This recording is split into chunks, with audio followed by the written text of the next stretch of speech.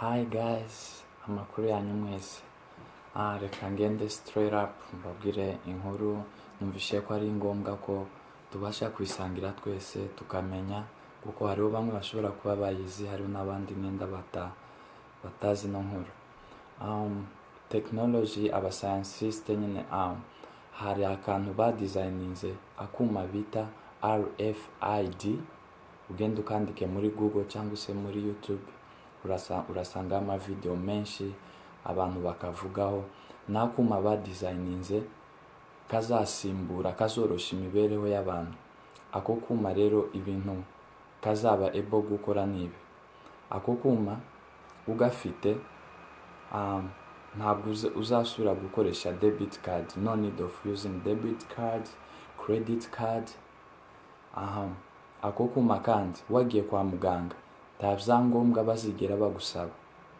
Ako kuma konyine kazaba gafitemo information zose, ibyangombwa byawe byose bakeneye biba biri already muri ako kuma. Aho abantu batwara amamodoka, no need of driver license, ntabwo bagusaba driver license ufite ako kuma. Ako kuma kugira ngo ukagire bakagushyira mu kuboko, bagashyira mu kuboko kwawe kw'iburyo. Na kuma gatoya kangana n'akabuto k'umuceri, gatoya cyane. So ako kuma ni ukuvuga ngo niko bazakoresha mu mwaka utaha babishyira ku mugaragaro. Already ubu nyine kariho kandi ko karakoreshwa. Unagiye YouTube wareba video abantu ibihumbi birenga 100 z'abanyamerika, hariho n'ahandi muri Australia, muri England, ahantu hose ku isi nyine mu bihugu byateye imbere barimo gukoresha ino technology nshasha. Ni ukuvuga kano kuma niko kagiye gusimbura amafaranga, niko kagiye gusimbura za debit card abantu bakoresha amakarita ku banki, niko kazaba karimo buri kimwe cyose. Rero aka kuma kandi kakaba ari nako mu gihe utraveling uva mu gihugu kimwe uja mu kindi, nkuko ugiye kuja Africa, uja England, uja Australia, ako kuma niko konyine gafite information, no need of ibyangombwa byose bashobora gukenera muri ntuze nyine kugira ngo utraveling uje mu kindi gihugu.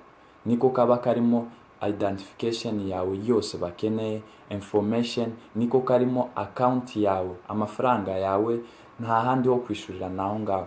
So igitangaje rero guverinoma ya US nyine ikaba yarabitangaje ko mu mwaka utaha wa 2017 bazagatera buri muturage wese akakagira bakakamushiramo kugira ngo bakureho system yo gukoresha amafaranga, yo gukoresha za debit card, ngo bagendane n'iriterambere. Abantu batazaba gafite ntabwo uzabasha guhaha, ntabwo uzabasha guhaha, ntabwo uzabasha kugurisha ikintu icyo ari cyo cyose. Ni ukuvuga kugura ibyo, guparika ikintu icyo ari cyo cyose cyangwa kugurisha ikintu icyo ari cyo cyose utagafite. Abakora udafite ntabwo kampani zose zaba zifite. Urabizi ko no mu bihugu byatembeye iyo ugiye gukora akazi uclocking in ugaclocking out. Rero ako kuma bagushize mu kuboko, rero niko uzaza ukoresha mu guclocking in no guclocking out. Bakwishyura akazi urangije akazi nyine baguhemba amafaranga zabeza aho yakara yawe bazabashira muri ako kantu bagushize mu kuboko kwawe. Bashobora kugashyira mu kuboko cyangwa mu gahanga kawe nyine, like n'ahantu habiri ku kuboko kwawe kw'iburyo no mu gahanga.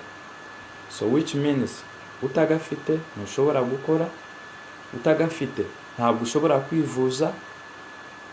Nuja kwa muganga ako kantu niko konyine bazaza bascanninga barebe information zawe zose, record zose bakeneye. Ni nako bakuramo amafaranga. Ni ukuvuga ubuzima bwawe bwose bukubiye muri ako kuma. So ibingibi bitera abakristo benshi basoma Bibiliya bavuga ati iyi niyo antikristo, iyi ni wa mubare bavuze ko ugomba uzaza antikristo azazana ku isi, aho umuntu atazabasha guhaha, aho umuntu atazabasha kugura ikintu icyo ari cyo cyose, kugurisha cyangwa se kwivuza, nta kintu ugira ngo uyishure, nuko ukora, nuko uba ufite amafaranga. Rero amafaranga ntandu yabika, amafaranga agiye guta value. Ubu nyine iterambere hari, ubu nyine turakoresha amakarita, ariko ako kuma ka RFID chip niko kazasimbura n'izo karita n'amafaranga. Account yawe uzazigendana mu mubiri, ni ukuvuga ngo n'inzu yawe ushobora no kuyikinguza just n'umubiri wawe, no need of key. Ntabwo uzaza ukoresha urufunguzo zino zisanzwe. Ako kuma niko kazaba kagufungurira inzu yawe. Ako kuma niko uzaza ufunguza imodoka yawe ukanayifunga. Ako kuma bavuga ko bazanagashira mu bana biga ku ishuri, kugira ngo abavyeyi babo ngo bazaza bamenye ivyo barimo, bamenye ivyo birigwamo. Nimba agiye ku ishuri, basi nimba yuri bisi amenya hageze, nimba bisi hagaze, ako kuma kazagufasha, kubera ko uzaga connectinga no kuri telefone yawe, smartphone cyangwa kuri computer, kugira ngo ubashe kumenya umonitoring umwana wawe ivyo arimo gukora. So rero n'abantu bakuru natwe rero, ako kuma umuntu wese uzaba ugafite mu mubiri wiwe, guverinoma ibikwifite mu maboko. Ni ukuvuga ngo izazi kuwocinga, izazi imenya ivyo ukora byose, imenya amafaranga yawe, kuko niko karimo konte yawe, karimo amafaranga yawe, ubuzima bwawe bwose, record zawe zose nimo zizaba ziri aho. Nukora ikosa iryo ari ryo ryose, icyaha icyo ari cyo cyose kitajanye n'itegeko ry'igihugu, ako kuma kazabafasha kugira ngo babashe kugufata. Kandi abashakashatsi bavuga ko ako kuma karimo imbaraga ku buryo kubera ko bagukontrola, urumva baragufite, bashobora no kuguhindura uko bishakiye, bashobora guhindura na mind yawe. Ibi ngibi sinabihakana, kubera ko unarebye ubu nyine iterambere tuvuge hano muri Amerika no mu bindi bihugu birahari. Usanga umuntu nimba yaricanye nkuko bagashaka ngo bamureleasinge, bakurikirane kesi yiwe, mu gihe urukiko nyine rurimo kwigaho kesi yiwe, usanga bamwambika ipingu mu maguru ku buryo atabasha gutambuka umupaka aja ku wundi. Ni ukuvuga ngo bamwambika ipingu, bakamubwira ati nienda uzaguma muri state, ntabwo uzigera wambuka ino state bitewe n'icyaha wakoze. Rero ugerageje no kuvuga ngo ugiye kwambuka state, ntiwabishobora. Ako kuma bakwambitse mu kuguru konyine karabasoni yongiyo, bakanabimenya, bakaba banabasha no kugufata. No kuvuga ngo bakwambitse ako kuma baragukontrola. Akoko ni bisanzwe, twese turabizi ko gahari, ariko ako siko ndimo kuvuga. Nari nzanye urugero kugira ngo mbumvishe ko byose bishoboka, kubera ko ako bazagushiramo, no kuvuga ngo bazaza bagukontrola buri kiremwa cyose gifite ako kuma mu mubiri. Government izabirimo kugukontrola ubuzima bwawe bwose, no kuvuga ngo icyo ukora, movement zawe zose urimo, bazaba barimo kugukontrola. So impungenge rero abakristo bafite niziye, b'Abanyamerika cyangwa se mu bihugu bya Australia. Ibi sibyo ndimo kwivugira. Urebe muri YouTube wandike RFID chip or microchip, ureba ama video arenga n'ijana abantu barimo gupostinga, barimo kwamagana, babwira abantu kudafata, kutemera ko babashiramo ako kuma mu mubiri, kubera ko ariko antikristo. So impungenge zabo akaba ari izihe? Impungenge bafite nuko udashobora guhaha utagafite, udashobora kugurisha ikintu utagafite, udashobora gukora utagafite, udashobora gutwara imodoka uramutse ugize ikibazo polisi nigufata, nako kuma niko gusakabamo information zawe. Nuja gutravelinga uja mu kindi gihugu, nta passport, ako kuma kazaba karimo zose, record zawe n'amafaranga, buri kimwe cyose. So ngahe rero ni kibazo cyanjye nawe kwibaza, iryo terambere ni terambere nyabaki? Iryo terambere ni nayo bavuga nyine abandi nyine Abanyamerika, abandi b'abakristo barimo gutangaza zino nkuru, bamagana bavuga ko abakristo batazafata ino system. So bavuga ko ariyo antikristo, abakristo batagomba kwemera gufata ako kuma, kwemera ko bakabashiramo. abantu benshi bazagafata, kandi niko kuri. Hari amavideo menshi agaragaza ko abantu benshi, ababyeyi b'abanyamerika n'abandi bantu basanzwe babyishimiye. Ubu nyine hari inganda nyinshi muri Amerika, urebe muri YouTube, ibyo ndimo kubwira sindimo kubivuga gusa, birahari byose n'amavideo. Hari inganda nyinshi udashobora gukora ubu nyine muri office. Kugira ngo ukore muri office yabo nuko ugomba kuba ugafite nk'umukozi, uzaza ugenda uscanning ukuboko kwawe, winjira ukore mu gutaha gutyo. Rero bavuga ko bizaba officially mu mwaka utaha wa 2017. Rero si kure cyane, mu mwaka utaha. Rero bakanavuga ko ari na mandatory, n'itegeko kuri buri muturage wese utuye Amerika azagafate, kubera ko ngo nibwo buryo buzorohera guverinoma gukontrola abaturage bayo, kumenya ibikoreka byose, kumenya abantu bakora ibyaha bitandukanye kugira ngo babafate, abicanyi, abajura, urumva. Ariko ibyo rero bikaba byateye impungenge abandi ba Kristo nyine, bibaza ko iyo yaba ariyo antikristo. Rero nico kintu nashatse kubamenyesha. Ushobora nawe kugenda kuri YouTube cyangwa Google, ubisearchinge, usome. Ni byiza ko umenya Imana, ukamenya, ugasoma Bibiliya, ugasenga, ariko unamenya n'amakuru arimo kuvugwa ku isi. So rero nayo makuru nari mbafitiye. Ni byiza ko tuyasharinga, wamenyesha inshuti zawe nabo bakamenya iyi nkuru y'ako kantu, kugira ngo batazaza just kugushiramo kugutera ibintu utazi iyo byavuye, utazi ingaruka zabyo. Ejo n'ejo bundi ugasanga wafashe sinya antikristo utabizi. Ubundi reka nakubwira, Satani iyo ashaka kugerageza umuntu, cyangwa iyo ashaka gufatisha umuntu, iyo ashaka kumwinjiza, ashaka kumushyiramo ibyo ashaka, ntabwo aza mu nzira mbi, aza kwereka ko ari ikintu cyiza. Iyo agushuka ngo genda usambane, akumvisha ukuntu ari byiza. Iyo akubwira ngo genda wibe, akwereka ukuntu ayo mafaranga ugiye kwiba, ukuntu yagufasha mu buzima bwawe. Urumva, wibuke n'igihe cya Adamu na Eva, igihe aza kubashuka, yaje mu isura nziza, ashukashuka Eva, amwereka ukuntu ari iyo mbuto, ukuntu yagira ubwenge nk'ubw'Imana. Rero ikintu cyose Satani akuzanira, nta kikuzanira mu nzira mbi, akikuzanira mu nzira nziza, akwereka inyungu zirimo.